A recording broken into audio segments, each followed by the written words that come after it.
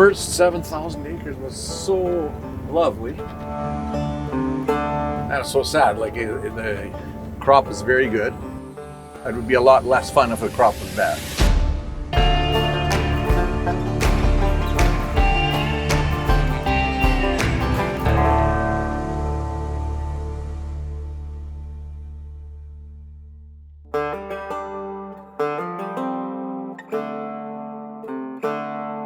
Only one stuck combine so far. Well, exactly this one. Went into a sinkhole. No, we'll just disc it in the spring. It's going to be a gong show. That's actually more of a concern for me than this year. We'll get this off.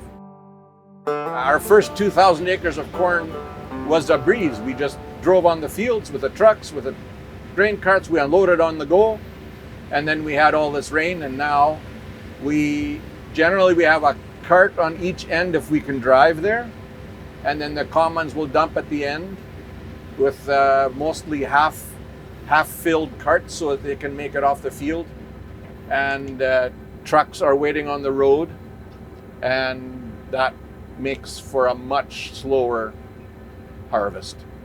The other thing is, we've had it before where you get that early October snow, and then what do you do? Because we can't combine when there's snow on the cobs. The combine plugs. We even had it the other day on the morning frost. Plugged all my sieves, had to go in there and clean them all out. So much fun. Name is Henervic Farms.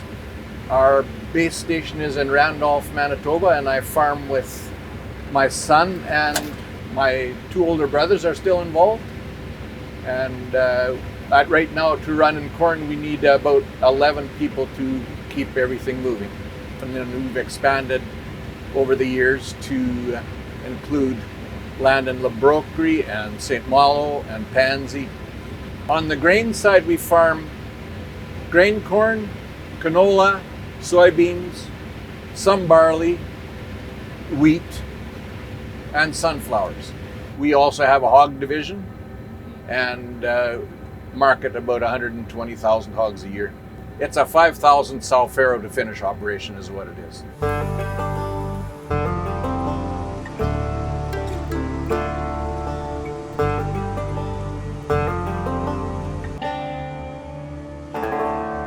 My family emigrated from the Ukraine in 1924, so my dad was 6 years old at that time, and then they started farming in the Crystal City area, western Manitoba, and in the Depression years, the dirty 30s, they lost the farm and then moved to southeastern Manitoba and started there. I remember going with my dad, and we would be in a combine that had no cab, and the wind was from behind you, and you basically looked like a raccoon because you had goggles on. As you can see on today's video, there are still challenges because once you're driving in 1.5 foot of water or 8 inches of water, it doesn't work very well.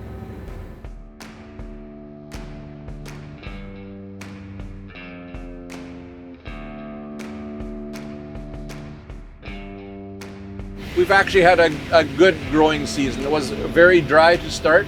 We had some very timely rains, so the corn has and the other crops have done quite well this year.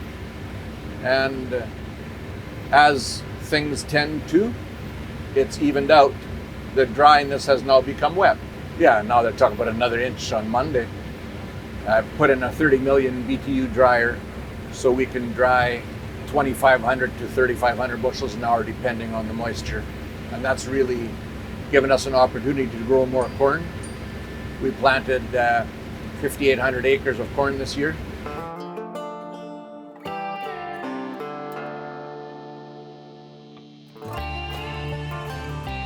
We've run MacDon headers for many years as well, but I would say we've been running them for about 8 years. We asked for a demo, and we took it to the poorest corn that we had, and it cut it really well. That was a selling point for us. They feed in really well, and so then We had 8 rows for a number of years, and now we've switched to 12 row. They have the serrated blades on there, and I think they're very aggressive with grabbing the stalks, and then also feeding in. Previously we've had some trouble with binding stalks and stuff binding at the top, and we haven't had that as much on these MacDons. We've been really pleased with the choppers on these, because our previous experience was that you needed to turn the knives every 600 acres or so.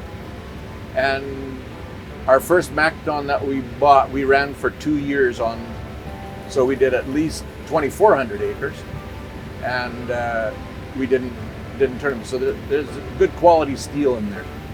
We've never had height sensors before. We have them in all 3 headers. I really like it because we have some dips and some rocky land, and they're very responsive and have kept us from doing damage to the gearboxes or the header. So they work really well. Once I started driving with them, I said, ooh, the other boys need to have these too. The header connects with the regular pins, and in there you have all of the information regarding the height sensors and all up in the screen. So sensitivities and those kinds of things can be adjusted easily on the go from in the cab. We've been really pleased with these headers and would gladly recommend them. They have worked very well for us, and we've used them for a while now. It's not always perfect conditions, and that's what we liked about these. It feeds.